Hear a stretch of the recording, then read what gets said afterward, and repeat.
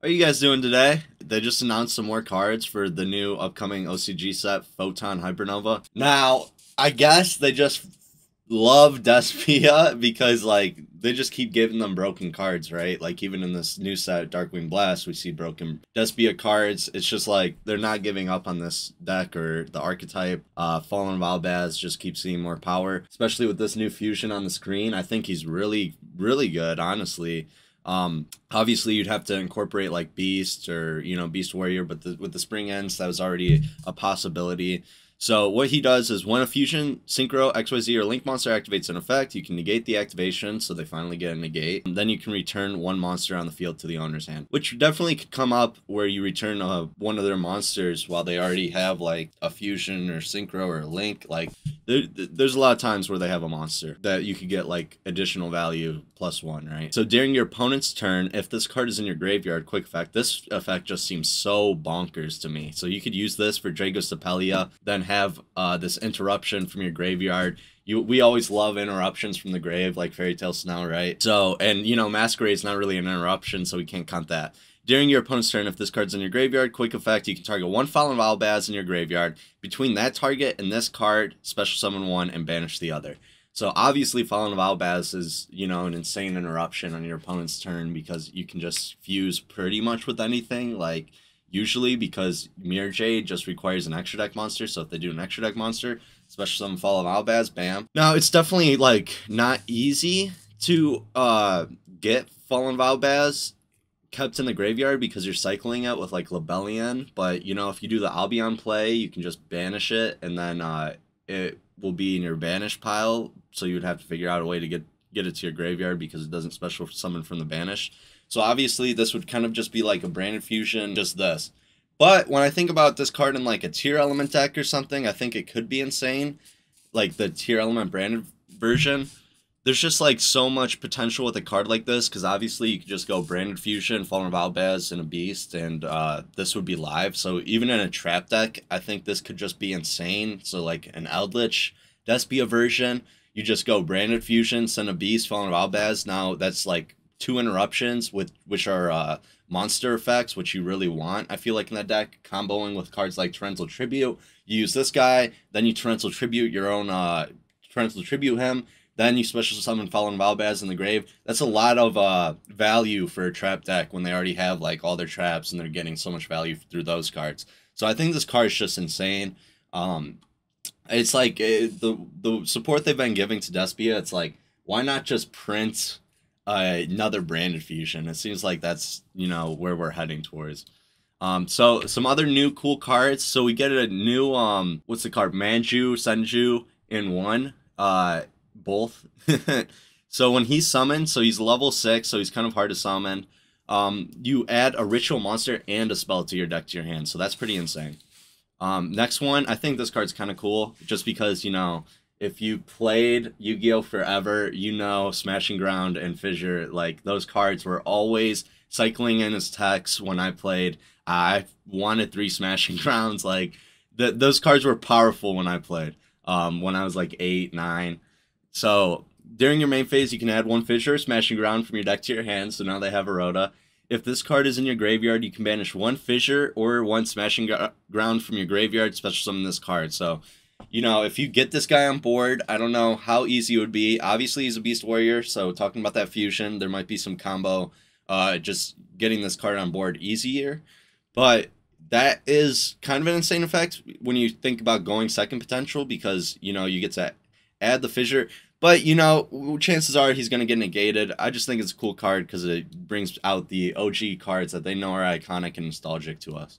So, this next one, Silver Winged X, sorry. You can only use each effect once per turn. Quick effect, you can target one face-up monster on the field, equip this card from your hand or field to it as an equipped spell that gives it 100 attack and defense. So, I wonder, I don't think you could use this effect in the damage step, so this is a cool little ruling thing. The reason I don't think you would be able to use this card in the damage step is because it's an equipped card that would give the 100 attack and defense.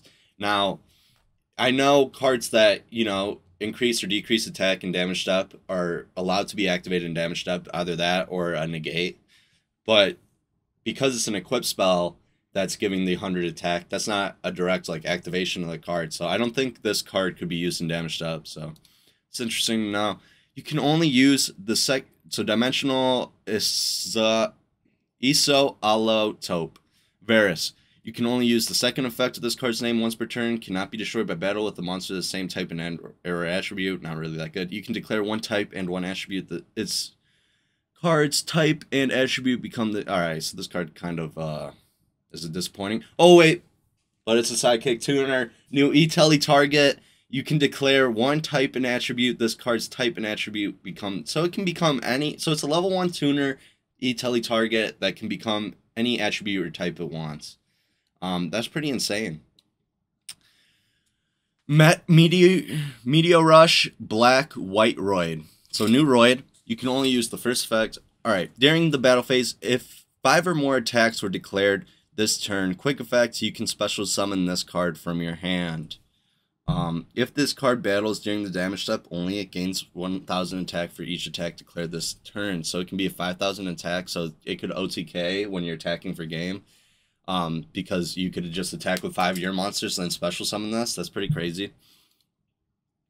Dynamon. So we get a new link. 2 monsters including a ritual monster. So ritual link. You can only use the second effect once. If this card is special summoned, you can target 1 card on the field and 1 ritual monster in your graveyard. Return both to the deck. Little recursion. Maybe if you need your Herald back or something, it could be good.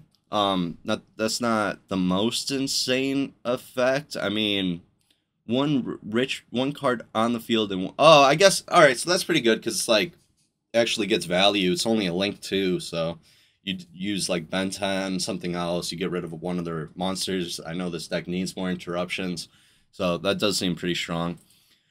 Because usually you're comboing Drytron with like Dark Ruler or Droplets when you're trying to break their board. During your opponent's turn, quick effect, you contribute this card, then target 1 ritual monster in your graveyard, either add it to your hand or special summon it. So that could be really sweet with Natasha, I think. Or, no, because Natasha's effect is actually what allows her to take control of a monster. But there's definitely some ritual monster we can think of that would be insane to combo with this quick effect. So that's pretty cool. This card took me a lot of times reading it to fully understand what it does.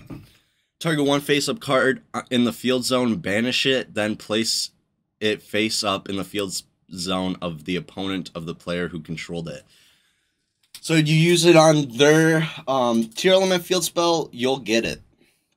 But it places it, so you won't get the Rhoda effect.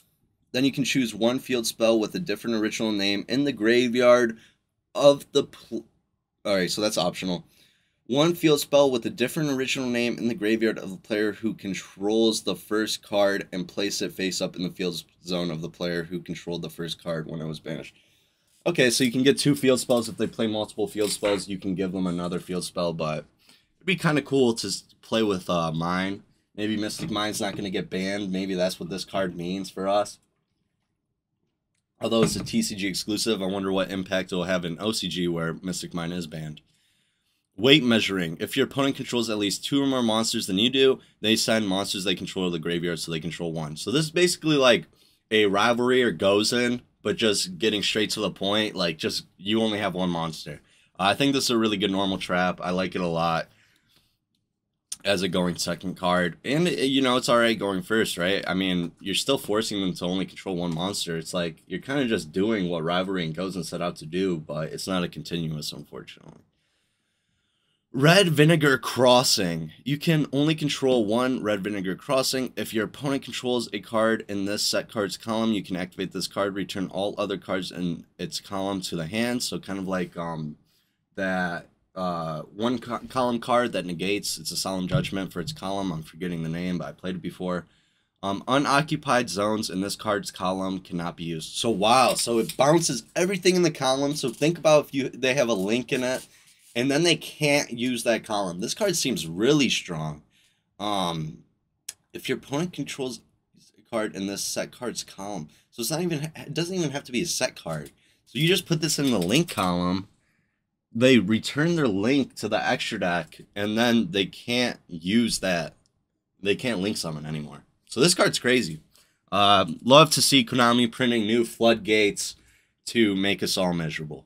Threatening or Summon Knight. So, normal trap. Target 3 monsters in your graveyard. Choose one of them. Your opponent chooses one of these effects for you to apply. Special summon that monster. Special summon as many of the other target monsters as possible. So kind of like a better Call of the Haunted, because obviously we'd rather have 2 monsters. So they're usually going to give us the one we want. But I guess it's kind of like fun because it's a little more broken. It gives your opponent like the option to interact with you. I like this card. It's cool, but definitely doesn't seem that groundbreaking. Branded Light. So another branded card. I didn't even know that.